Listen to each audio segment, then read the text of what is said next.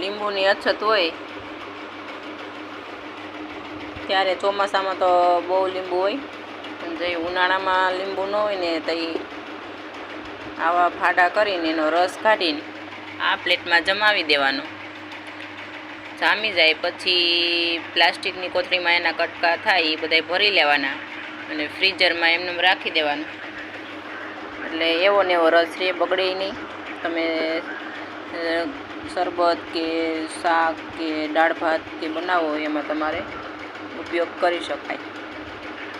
તો તમે પણ આવી રીતના કરી લેજો.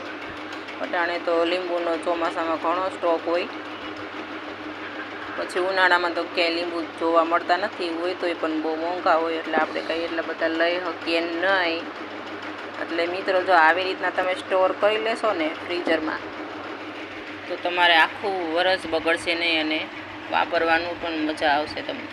અમે તો એવી રીતના કટકા કરી લઈએ છીએ.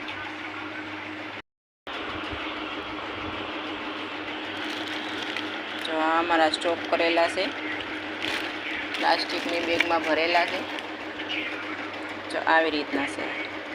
આવા નવા ફ્રીઝરમાં રાખશો એટલે આવા નવા પીસ રહેશે તમારા. આ અમારા સ્ટોર કરેલા લીંબુના રસના કટકા છે, જે પ્લેટમાં જમાવેલા હોય. આ જ પ્લેટમાં છે જમાવેલા, અને આવી રીતના આ પ્લાસ્ટિકની બેગમાં ભરી લેવાના.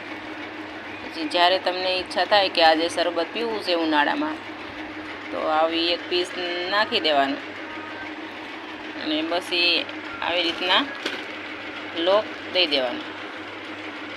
ફ્રીઝરમાં રાખશો તો એવા ને એવા